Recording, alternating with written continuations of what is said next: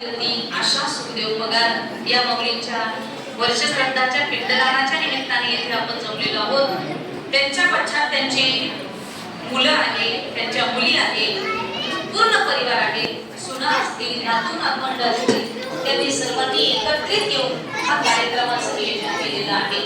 माझ्या मते मी सुरुवातीला सुद्धा सर्वांचं वर्णन केलं, पण आताही सर्वजण जमलेले आहात म्हणून पुन्हा एकदा सांगते। या माऊलींच्या पश्चात खऱ्या अर्थी मच्छिंद्र सुखदेव पगार आणि लाखन सुखदेव पगार हे दोन मुलं, त्याचबरोबर ज्योती रवींद्र जाधव, दीपाली राजेंद्र निकम या दोन मुली आणि मंजुषा मच्छिंद्र पगार सुनबाई, कविता लाखन पगार सुनबाई, त्याचबरोबर मग सौरभ, भूषण, प्राची, लावण्या, गौरी वगैरे हे सगळे नातवंड। हे सगळं वर्णन मी माझ्या हाते सुरुवातीलाही सांगितलं आणि पुन्हा एकदा सांगण्याचा प्रयत्न केला। त्याचं कारण असं की खरे अर्थी सर्व परिवाराने त्यांच्या मुलांनी असेल, मुलींनी असेल, एकत्रित येऊन या वर्षश्राद्धाच्या विधीचं नियोजन केलेलं आहे आणि आज त्यांचा पिंडदानाचा विधी खरे अर्थी पार पडलेला आहे असं म्हणायला हरकत नाही। खरं जर पाहायला गेलं या माऊलींच्या पश्चात किंवा माऊलींच्या जीवनातील काही प्रसंग जर सांगायचे झाले तर जसं आमच्या माहितीप्रमाणे अतिशय शांत आणि मन मिळावं त्यांचा जर सांगायला गेलं तर बीतपक्षी लेखी असतील, मात्र आज कुणाची तरी चुलती गेली, आज कुणाची तरी मावशी गेली, आज कुणाची तरी आत्या गेली, सगळ्यांना हे नाते कदाचित दुसरीकडे प्राप्त होतील, पण आज खऱ्या अर्थी ज्यांची आई गेली त्यांना पुन्हा आई प्राप्त होणार नाही। इतर सर्व नाते प्राप्त होतात, इतर सर्व नाते पुन्हा मिळतात, पण आई हे नातं असं आहे ते नातं पुन्हा प्राप्त होत नाही। एक कवी आहे आणि कदाचित त्या व्यक्तीला कोणीतरी विचारणा केली असावी की आठवते का तुम्हाला तुमची आई, तर ती व्यक्ती अगदी ओक्साबोक्सी व्यक्त होते की ताई तुम्ही विचारताय आठवते काय, काय सांगावं तुम्हाला। सण वार आला, दारासमोर सडा सारवण केलं, रांगोळी घातली की आम्हाला आमच्या आईची आठवण येते हो। सणावाराला गोडाधोडाचा स्वयंपाक केला, तो स्वयंपाकातील गोडाधोडाचा घास पहिला घास घेतला की आम्हाला आमच्या आईची आठवण येते। एवढंच काय, घरामध्ये गेलं, कपाटात तिच्या साड्या पातळ पाहिले की तिकडे पाहून आम्हाला आमच्या आईची आठवण येते। एवढंच नाही ताई, प्रसंगाला क्षणाक्षणाला आम्हाला आमची आई आठवते, अशी आमची आई होती। तिने अगदी आम्हाला प्रेमानं लहानचं मोठं केलं, शिक्षण केलं आणि आमच्या पायावर उभा करून आमच्या घरी खऱ्या अर्थी आज आम्ही सुखाने आहोत। ही ऐसी कळवळ्याची जाती तरी लाभावी न प्रीती, किंवा मातेची या शक्ती अवघी बालकाची व्याप्ती। आईच्या चित्तामध्ये सदैव माझ्या लेकराचं हित कशात आहे हीच कल्पना असते, कशाने माझ्या लेकराचं हित होईल। मग स्वतःला त्रास झाला तरी ती आपल्या लेकराचंच हित पाहत असते, स्वतःला त्रास झाला तरी बाई तू बरी आहे ना, तू कशी आहे। जर लेकीचा फोन आला मला बरं नाहीये तरी स्वतःचं गुडघे का दुखत असे ना, स्वतःचा मनका का दुखत असे ना, पण आई सांगते मी 4 दिवस येते तुझ्याकडं तुझ्यासाठी। म्हणून ही आईचं अंतःकरण आहे आणि ते आईचं अंतःकरण असं आहे की दुर्दैव आमचं एवढं आहे तोपर्यंत आमच्या लक्षात येत नाही, आहे तोपर्यंत कळत नाही आणि केल्यानंतर आम्हाला ते उरतही नाही। एक व्यवहार आपला पहा किती मजेशीर आहे। आई वडील कुणीही गेलं की आपल्याकडे पद्धत आहे, प्रथा आहे, ती व्यक्ती गेल्यानंतर आपण 13 दिवस तिकडेच राहतो। मला सांगा, आई गेल्यानंतर आपण 13 दिवस तिच्या घरी जाऊन बसतो, आपली आई पाहायला असते का?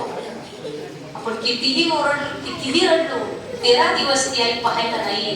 पण ऐकून ठेवा, जोपर्यंत आपली आई आहे तोपर्यंत आहे। आपल्या रोजच्या धावपळीच्या जीवनातून भरपूर तुम्ही बिझी आहात मान्य आहे, पण त्या बिझी शेड्यूल मधून एखादा दिवस सुट्टीचा एखादा तास काढा आणि त्या आई जवळ जाऊन मन पुराण गप्पा मारा। आई तू बरी आहे का ग, आई तू जेवली का ग, तुझं कसं आहे ग, ह्या फक्त 2 शब्दांचे भुकेली आई असते। नंतर तुम्ही 13 दिवस काय महिनाही भर जाऊन बसला तरी तिथं तुम्हाला पाहणारी आई नसणार आहे। म्हणून आई आहे तोपर्यंत तिचं महत्व लक्षात घ्या। गेल्यानंतर कितीही शोधण्याचा प्रयत्न केला, आई मिळत नाही बरं. आणि ज्याची आई नाहीये ना या जगात, त्याला त्याचं महत्व विचारा. आमची आई आम्हाला सांगते, आईजवळ तुम्ही काहीही व्यक्त करा, ती स्वीकार करते. तुम्ही दुःख सांगा, आईलाच सांगू शकता. तुम्ही सुखाचेही दोन शब्द आईजवळ व्यक्त होऊ शकता. इतरांजवळ तुम्ही दुःख सांगायला गेले ना, कदाचित ते तुमचं दुःख रडून ऐकतात आणि बाहेरून जाताना सांगताना अगदी चर्चा करून एकाला दोन शब्द जोडून सांगतात. असा समाज आहे. पण या समाजामध्ये आज खरं निस्वार्थ आणि खरं प्रेम करणारे जर कोण असतील तर आपली आई आणि वडील आहे. आणि एकदा का मायबाप जीवनामध्ये नसतील तर आपल्यासारखे पोरके आपणच. कोणी आपल्याला वाली नाही असं म्हणायला हरकत नाही. म्हणून जोपर्यंत माय जीवनामध्ये आहे तिचं महत्व लक्षात घ्या. एक कवी आहे आणि तो कवी अतिशय विव्हळांतकरणाने व्यक्त होतोय. कदाचित त्या कवीला नक्की काय वाटलं असावं आणि म्हणून तो कवी व्यक्त होतोय. फार सुंदर भावना त्या व्यक्तीच्या त्या कवितेमध्ये आहे. कारण अवघ्या त्रैलोक्यामध्ये जरी पाहिलं तर आईसारखी वस्तू मिळालीच नाही हो. आमच्या संत महात्म्यांनी आम्हाला आमचे संत जे बोलतील ते प्रमाण आहे. शेवटचा शब्द आमच्या संतांनी सांगितलेला. मग ज्या अर्थी आमचे जगद्गुरु श्री तुकाराम महाराज म्हणतात, लेकराचे हित वाहे माऊलीचे चिंतन. जसं आईच्या अंतःकरणात सदैव बाळाचं हित असतं, त्याप्रमाणे आई श्रेष्ठ आहे. जर संतांनी तिचे गोडवे गायले तर याचा अर्थ आई श्रेष्ठ आहे. म्हणून तो कवी सुद्धा त्या कवितेतून स्वतःच्या भावना व्यक्त करतो. त्रैलोक्यात पाहायला गेलो पण आईसारखं मोठं मला कोणीही दिसत नाही. त्रिसर्गाच्या टप्प्यावरती धन्य तू ग माते. त्रिसर्गाच्या टप्प्यावरती धन्य तू ग माते. सर्व संपूनी राहते आई तुझे नाते. आई तुझे नाते. चुकलं तुझं बाई,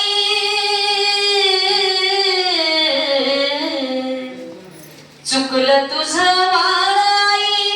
रडत धाई धाई ग, रडत धाई धाई ग. ये ना माझे आई ग, तू ये ना माझे आई ग. ये ना माझे आई ग, तू ये ना माझे आई ग. किती ग माझे हाल झाले सांगू मी कुणाला. सावली निघून गेली पडलो मी उन्हाला. किती ग माझे हाल झाले सांगू मी कुणाला. सावली निघून गेली पडलो मी उन्हाला. वासराला सोडून कुठं, वासराला सोडून कुठं निघून गेली गाय ग, निघून गेली गाय ग. ये ना माझे आई ग, तू ये ना माझे आई ग. ये ना माझे आई ग, तू ये ना माझे आई ग. 9 मास हा गोळा तुग पोटी वागविला. तळहाताचा पाळणा नेत्रांचा दिवा केला. 9 मास हा गोळा तुग पोटी वागविला. तळहाताचा पाळणा नेत्रांचा दिवा केला. आई विना माया,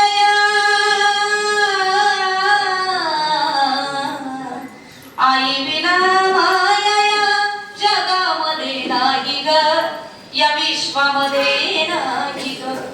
ये ना माझे आई ग, तू ये ना माझे आई ग. आज जगाच्या पाठीवर कुठेही पहा आईची माया मिळणार नाही बरं.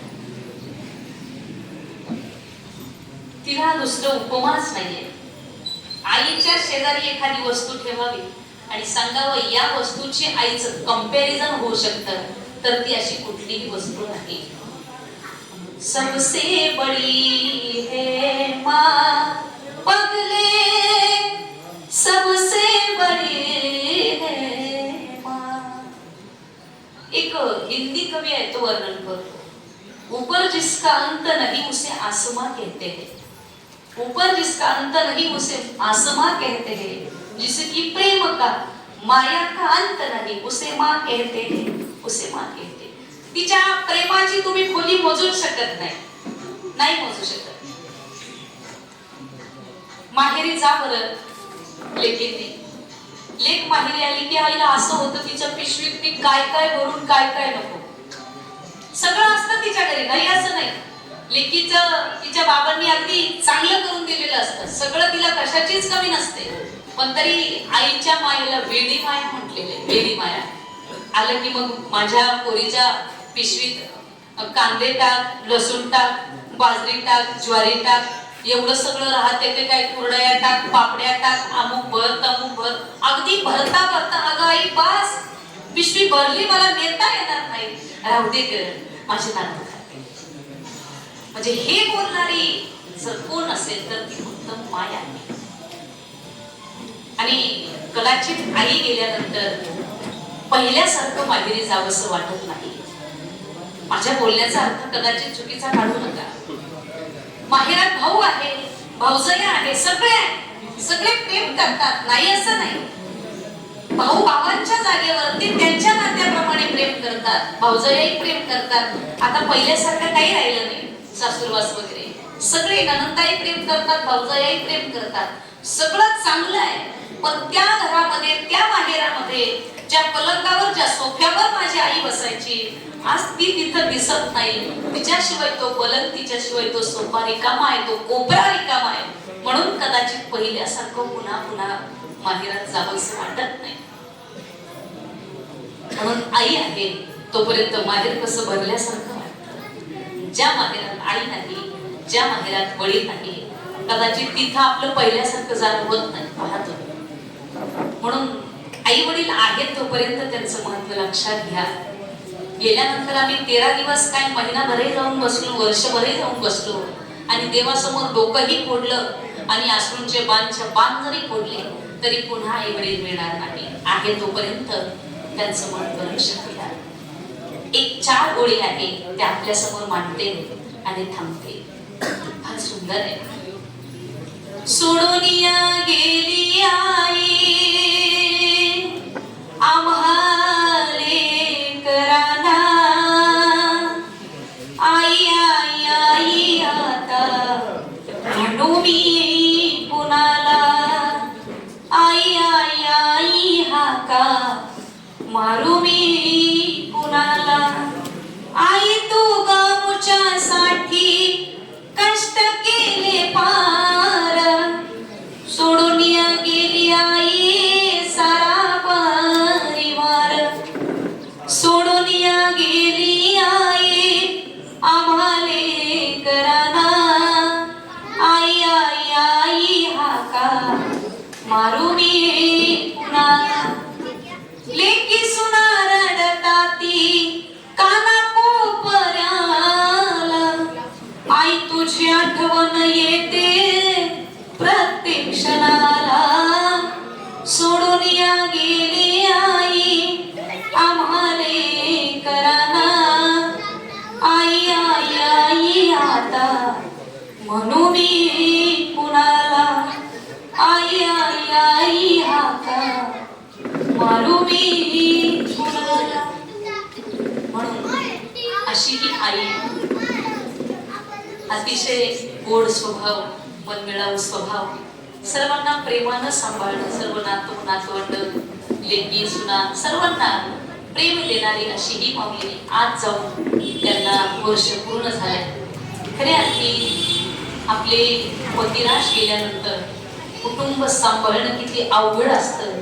ज्या स्त्रीचे पती गेले तिलाच माहिती। दुसरे नाव ठेवतात आणि बाजूला राहतात, डोक्यावर पदर घेतला तरी नावच ठेवतात, नाही घेतलाय तरी नावच ठेवतात, पायी चाललं तरी नावच ठेवतात, आणि ऍक्टिव्हा वगैरे गेलं तरी नावच ठेवतात। ज्या स्त्रीचे पती गेले ना तिला कुठल्याही पद्धतीने नावच ठेवतात।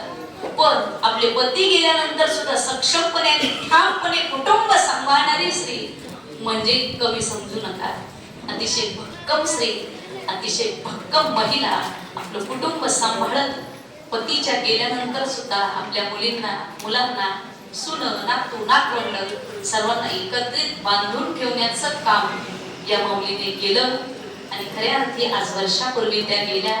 त्यांच्या पूर्ण परिवाराने, त्यांचे मुलं असतील, त्यांच्या सुना असतील, त्यांच्या लेकी, जावई, सर्वांनी सेवा केली. सर्वांनी त्यांना प्रेमही देण्याचा प्रयत्न केला. परंतु आले देवाची या मना, तिथे कुणाचेच आले ना. एकदा का खरं बोलावणं आलं की त्याला आपण हात लावू शकत नाही. म्हणून निसर्ग नियमानुसार, भगवान परमात्म्याच्या नियमानुसार जो जन्माला आलाय त्याचा मृत्यू निश्चित आहे. म्हणून त्यांना जाऊन आज वर्ष पूर्ण होत आहे. आणि अतिशय यथासांग यथोचितपणे त्यांच्या मुलांनी, त्यांच्या सुनांनी, त्यांच्या पूर्ण परिवाराने या वर्षश्राद्धाच्या विधीचं पिंडदानही केलेलं आहे. आत्ताच आपल्या समोर ज्ञानदानाचीही सेवा झाली आणि अन्नदानाचं सुद्धा नियोजन त्यांनी केलेलं आहे. म्हणून आज नक्कीच ही माऊली स्वर्गामध्ये म्हणत असेल, माझा शेवट माझ्या लेकरांनी फार गोड केला. आणि म्हणून माझ्या लेकरांचं सुद्धा अतिशय कल्याण हो असा आशीर्वाद आपले पितर आपल्याला देत असतात. तुका म्हणे पितृ आशीर्वाद देती, कल्याण इच्छित असे सदैव. जर पितरांचा शेवट आपण गोड केला तर ते पूर्वज, ते पितर सुद्धा आपल्याला भरभरून आशीर्वाद देतात. म्हणून नक्कीच ही माऊली सुद्धा आज आपल्याला भरभरून आशीर्वाद देईल की माझ्या लेकरांचं सुद्धा कल्याण हो, त्यांना सद्गती लाभो.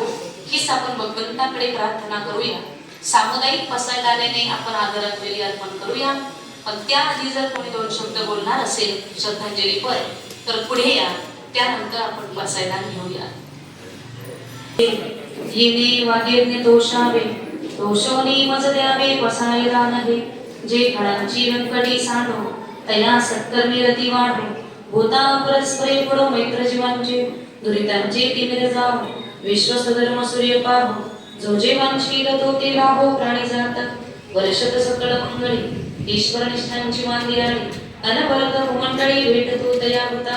चला कल्पतरूंचे आरव, चेतना चिंतामणीचे गाव. बोलते जे अर्णव पियुषांचे, चंद्रमेजे अलांछन. मार्तंड जे तापहीन, ते सर्वांनी सदा सज्जन सोयरे होतो. किंबहुना सर्व सुखी पूर्ण भुवनी दिही लोकी. भजी जो आणि पुरुखी अखंडित, आणि ग्रंथोपजीवे विशेषी लोके. दृष्टा दृष्ट विजय व्हावे जे, तेथ म्हणे श्री विश्वेश्वरा हो. आहो इल दान पसाहो, येणेवर ज्ञान देवो सुख्या झाला. येणेवर ज्ञान देवो सुख्या झाला. येणेवर ज्ञान देवो सुख्या झाला. हरि ओम. शांती शांती शांती.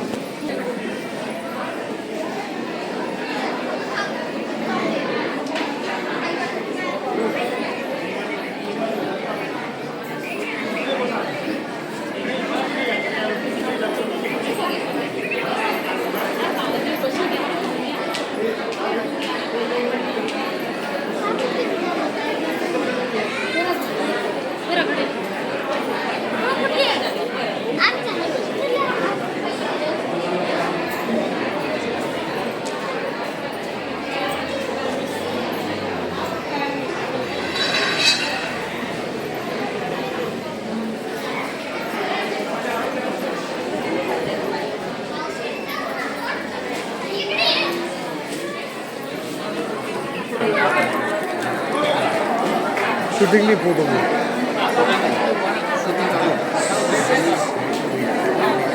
फोटो पण